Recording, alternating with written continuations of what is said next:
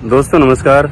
आज बहुत ही भारी मन से आप लोगों के सामने कुछ बातें रखना चाह रहा हूं। हालांकि कल दोपहर से ही जिस तरह से मोनालिसा की शादी की खबरें वायरल हुई तो मैं खुद को तैयार ही नहीं कर पाया अपने आप को कि मैं क्या बात रखूं और क्या मैं बोलूं आप लोगों से, क्या सफाई दूं, क्या हुआ क्या नहीं हुआ।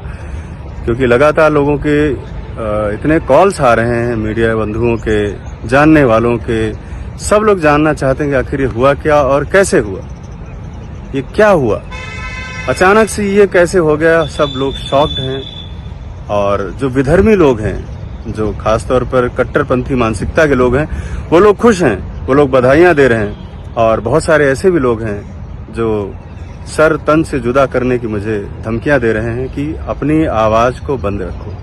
तो आवाज को अगर बंद रखना होता तो मैं धर्मांतरण पर फिल्म नहीं बनाता, द डायरी ऑफ मणिपुर, जिसकी हीरोइन मैंने मोनालिसा को चुना था। और आज आप सबके सामने, कल तक मुझे बड़ा कॉन्फिडेंस था कि मैंने जो डिसीजन लिया था इस लड़की को फिल्मों में लाने का और हीरोइन बनाने का, उस पर मैं कायम था। इस बीच में इन्हीं लोगों ने जो इस फिल्म को रोकना चाहते थे, इन्हीं लोगों ने इस प्लान करके मुझे जेल भी भिजवाया। लेकिन जेल में भी जाने का मुझे इतना दर्द नहीं था, क्योंकि मुझे मालूम था कि ये झूठा केस है और मैं बहुत जल्दी निकल आऊंगा बाहर। और बाहर आकर मैंने इस फिल्म को अंजाम दिया, अंजाम तक मैंने पहुंचाया। कैसे पहुंचाया वो मैं जानता हूं, क्योंकि जो बीच में घटनाएं हुई थी मेरे साथ, उस बीच हमारे सारे पार्टनर भी भाग गए थे, इन्वेस्टर भी चले गए थे, बहुत सारा पैसा मैंने कर्ज लिया, इंटरेस्ट पर लिया, ब्याज पर लिया, सारे चीजें सबको पता है। मोनालिसा को भी ये बात मालूम है कि अगर फिल्म पर जरा सा भी गलत असर पड़ेगा तो मेरी जिंदगी स्वाहा हो जाएगी। और फाइनली कल जो ये घटना हुई है, इसको लेकर पूरे देश में बहुत अजीब तरह का एक माहौल बन गया। और आप सबसे मैं क्लियर करना चाहता हूं कि आखिर इसके पीछे क्या हुआ। और जो मेरी जानकारी में चीजें हैं वो यही है कि ये एक एजेंडे के तहत, ये एक साजिश के तहत ये ऐसा खेल खेला गया। क्योंकि इसके पहले ना इनके घर वालों को कोई शक हुआ और ना ही मुझे कभी इस बात की जानकारी हुई कि कोई शादी या कोई इसका कोई स्कैंडल या कोई अफेयर था। इसके पीछे बहुत सोची समझी साजिश थी, खासतौर पे इस बात को लेकर कि सनातन धर्म को बदनाम कैसे किया जाए और महाकुंभ से निकली हुई लड़की जो सनातन के नाम पर आगे बढ़ रही है, उसको किस तरह से तोड़ मरोड़ के पेश करके लोगों के सामने रखा जाए ताकि और लड़कियां भी इसका अनुसरण करें और वैसी ही बन जाए। तो इस एजेंडे के तहत जो काम किया गया है, मेरे हिसाब से देखने में मुझे यही लग रहा है कि एक प्लान था पूरी तरह से, जो बहुत गुप्त तरीके से चलाया गया। और लड़की बड़ी इनोसेंट थी, जो कि उसको कुछ दुनियादारी के बारे में पता नहीं, तो उसको नहीं मालूम था कि आखिर वो जो लोग इसके साथ जुड़े हैं, जो उसको प्यार कर रहे हैं या जो उसको बोल रहे हैं कि हम इससे प्यार करते हैं, वो असल में उनका मकसद क्या है। असल मकसद था महाकुंभ की विफलता और सनोज मिश्रा की फिल्म को बंद करना। क्योंककि मैं धर्मांतरण पर ही लगातार आवाज उठाता रहा हूं शुरू से लेकर अभी तक, और मेरी फिल्म भी इस बात की बड़ी मुखरता से दिखाती है, जो फिल्म बन के तैयार हो गई रिलीज होने के लिए। तो जिस तरह से एक प्लान के तहत जो ऑर्गेनाइजेशन है पीएफआई, जो प्रतिबंधित है हालांकि देश में, लेकिन बहुत सारे लोग उसके केरल में बैठे हुए हैं। अब कुछ सवालों से मैं आपको रूबरू कराना चाहूंगा। अगर मान लीजिए ये प्रेम प्रसंग होता तो कभी किसी को तो भनक लगी होती घर में, और अगर भनक लगी होती तो उसी लड़के के पास लेकर उसका फादर क्यों जाता, आप ये बताइए। इसका मतलब किसी को जानकारी नहीं थी। और अगर प्रेम प्रसंग होता तो जिस कम्युनिटी में रहती है, जिस परिवार में रहती है, जिस बंजारा समुदाय में रहती है, वहां प्यार क्यों नहीं हुआ।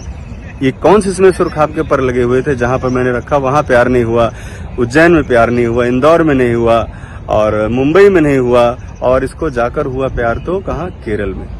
केरल जो कि आतंकवादियों का और पूरा वामपंथियों का जो गढ़ है, उन वामपंथियों ने किस तरह से प्लान किया। क्योंकि वहां पर एक फंड और एजेंडा चलता है कि जैसे कोई हिंदू की लड़की, सनातन की लड़की कोई थोड़ा सा भी आगे बढ़ने की कोशिश करे, तुरंत उसको कैप्चर करना है और कैप्चर करके उसको इस्लाम में इस तरह से लेकर के आना है ताकि और लोग भी इसके लिए प्रेरित हों। और वही किया उन्होंने। चूंकि ये लड़की बड़ी इनोसेंट थी, इसको कुछ जानकारी थी नहीं और इसको ब्रेन वॉश करना बहुत आसान था। और इसके फैमिली के भी लोग बहुत सीधे साधे लोग हैं, उनको भी नहीं पता चला कि आखिर हुआ ये क्या। और फाइनली जब ये लोग जा रहे थे तो मुझे उनके फादर जयसिंह का फोन आया था कि वो लोग केरल जा रहे हैं। मैंने मना किया कि वहां क्यों जा रहे हो, तो बोले नहीं, वहां कुछ फिल्म का ऑफर मिला है उनको और वो फिल्म, जिसमें उनको भी रोल मिल रहा है और वहां पर ट्रेनिंग भी दिलाएंगे। तो मैंने कहा मैं और ट्रेनिंग की व्यवस्था करता हूं और 2-4 टीचर लगाता हूं, आप इसको यहीं पे रखो, और अगर ज्यादा आपको शिफ्ट करना है तो आप मुंबई आ जाओ, क्योंकि अब आप नए नहीं रहे, अब सब चीजें आप समझ चुके हो। लेकिन शायद ब्रेन वॉश का असर था कि उन्होंने मेरी बात नहीं मानी और फाइनली वो जब यहाँ से चले गए केरल, तो भी मैंने देखा कि वो गाड़ी ड्राइव कर रहे हैं जयसिंह भाई, और वहाँ पे उन्होंने वीडियो कॉल करके मुझे दिखाया। वहाँ पहुँच चुके थे वो केरल।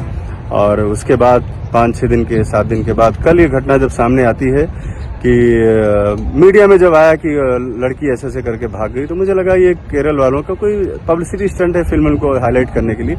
लेकिन जब मामला ज्यादा बढ़ गया तो मैंने उनके फादर से बात किया तो पता चला कि वो पुलिस स्टेशन के बाहर खड़े हैं और मोनालिसा को पीछे के रास्ते से लेकर जाया जा चुका है। अब आप सोचिए कि अचानक से इतने सांसद, इतने मंत्री, विधायक वहां इकट्ठा हो गए, वामपंथी सारे वहां पर इकट्ठा हो गए शादी को लेकर के। उनको बड़ा इंटरेस्ट था क्योंकि मामला सनातन धर्म का था, और एक गरीब बंजारा फैमिली को किस तरह से बेवकूफ बनाकर वहां लेकर गए, उस पागल लड़की को बेवकूफ बनाकर लोग गए। और जो लड़की आइकॉन थी महाकुंभ की, उसको आतंकियों ने, आतंकिया कह सकते हैं, जिहादियों ने किस तरह से उसको ब्रेन वॉश करके और आज इस अंजाम तक पहुंचा दिया कि मेरी फिल्म का जो भविष्य था वो भी खतरे में पड़ गया। खतरे में इसलिए भी पड़ गया क्योंकि नेगेटिविटी बहुत हो गई, उस बात को लेकर के नेगेटिविटी बहुत हो गई।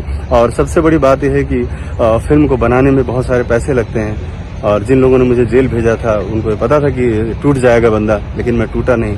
मैंने कर्ज लिया, बहुत सारे पैसे मैंने मार्केट से उठाए, सिर्फ इस बात के लिए कि मैं अपनी बात को सही साबित कर दूं कि गरीब लोग भी सपना देख सकते हैं और आगे बढ़ सकते हैं, और मोनालिसा मेरे लिए एक आइकॉन बनेगी। लेकिन कल शाम के बाद मेरे सारी उम्मीदें और सारे सपने टूट गए।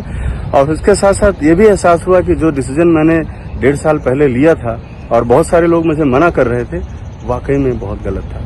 मुझे ऐसा डिसीजन नहीं लेना चाहिए था।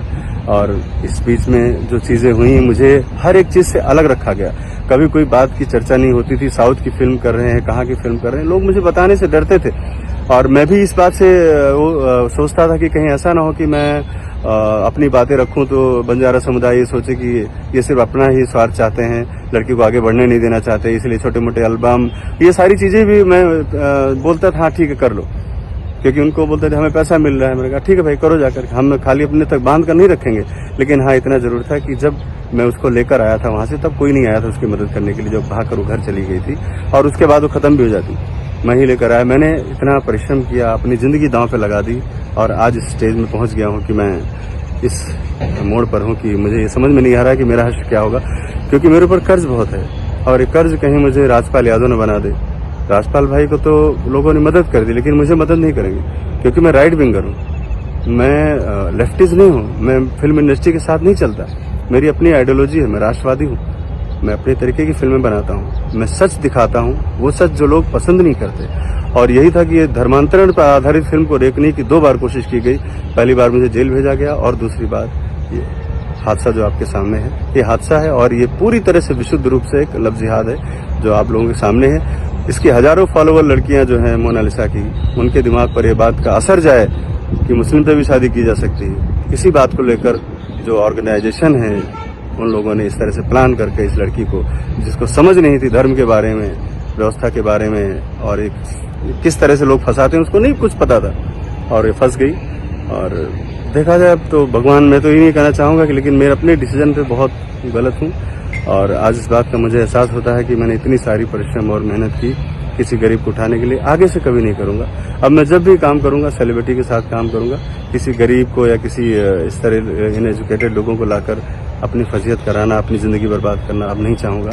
बस ये है कि जो कर्ज है मेरे ऊपर 10 करोड़ रुपए का, जो मैंने ब्याज पर भी बहुत सारा पैसा ले रखा है, उसको लेकर मैं बहुत चिंतित हूँ, क्योंकि मेरी फिल्म का भविष्य अधर में लटक गया है, और आगे आने वाले समय में क्या होगा मुझे खुद नहीं पता है। लेकिन देश और दुनिया देख रही है कि लड़का रहने वाला है उत्तर प्रदेश का, और उसको ऑफर किया जाता है साउथ की फिल्म, जो हिंदी भी नहीं बोल सकती है, उसको साउथ की फिल्म के लिए लिए जा रहे हैं लोग। मैं उसके फादर को समझा रहा था कि भाई साउथ की फिल्म जब हिंदी ही नहीं सीख पाई वहां के, बोले नहीं वो लोग करा लेंगे।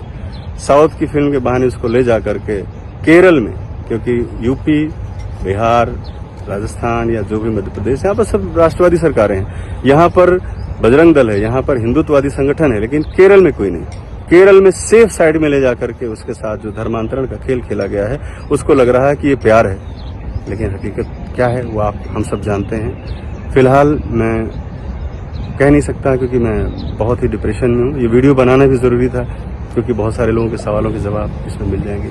धन्यवाद।